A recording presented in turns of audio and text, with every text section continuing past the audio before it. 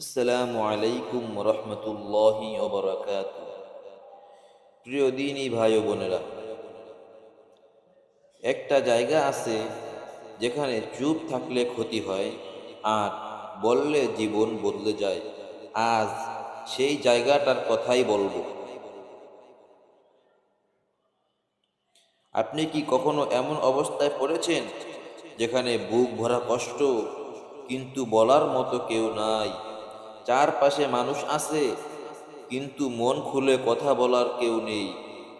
আজকের এই ভিডিওটা তাদের জন্য, যারা চুপচাপ বসে বসে নিরালায় কাঁদে, নীরবে সহ্য করে আর গভীর রাতে আল্লাহকে ডাকে। আজ আমি আপনাকে এমন একটি জায়গার কথা বলবো যেখানে চুপ থাকা হারাম, আর বললেই রহমত নেমে আসবে, আল্লাহ সন্তুষ্ট নেমে আসবে, আল্লাহ তার উপর সন্তুষ্ট হয়ে যাবেন। ভিডিওটি শেষ পর্যন্ত দেখবেন, তাহলে আশা করি আপনার সকল মনের আশা আকাঙ্ক্ষা পূরণ করে দিবেন মহান আল্লাহ তাআলা। প্রিয় ভাই বোনেরা, থাম্বনেইলে লেখা আছে কারো কাছে বলবেন না, চুপচাপ শুনুন।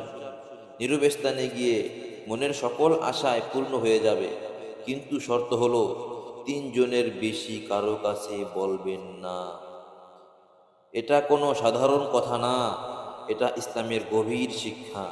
কারণ মানুষ সীমিত, কিন্তু আল্লাহ অসীম। আমরা অনেকে আমরা অনেক সময় ভাবি, ওকে বললে বুঝবে, ওকে বললে সে বুঝতে পারে, সে আমার মনের কথা বুঝতে পারে, এই মানুষটা আমার কষ্ট বুঝবে। কিন্তু বাস্তবতা হলো, মানুষ শুনে কিন্তু বুঝে না। মানুষ সহানুভূতি দেখায় কিন্তু সমাধান দিতে পারে না। আর কখনো কখনো আপনার বলা কষ্টই আপনার বিরুদ্ধে ব্যবহার হয়। তাই ইসলাম বলে, সব কথা সবার কাছে বলা বুদ্ধিমানের কাজ নয়।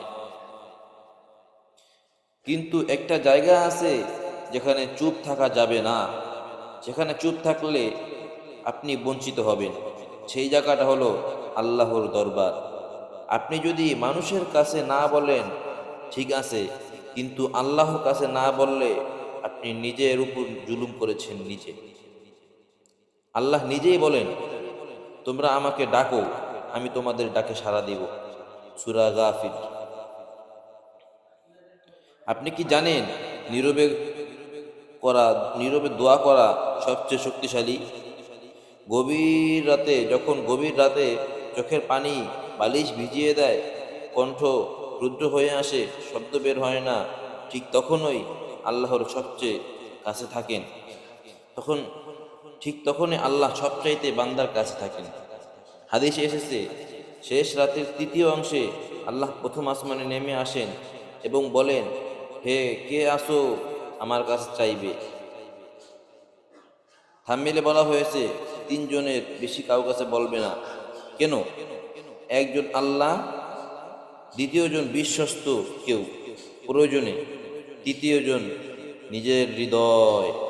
এর বেশি বললে হিংসা আসে, বদ নজর লাগতে পারে, মন দুর্বল হয়ে যায়।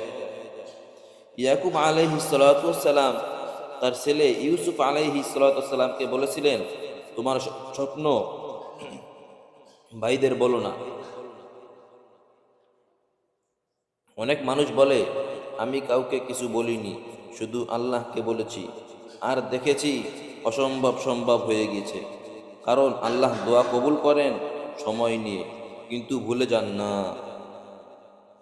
প্রিয় ভাই ও বোন, যদি আজ আপনার বুক ভারী থাকে, যদি কেউ না বোঝে, এই ভিডিও থামিয়ে একটু নীরব হন, হাত তুলুন, চোখ বন্ধ করুন, আর আল্লাহকে বলুন, হে আল্লাহ, আমি আর পারছি না, তুমি ছাড়া আমার কেউ নেই।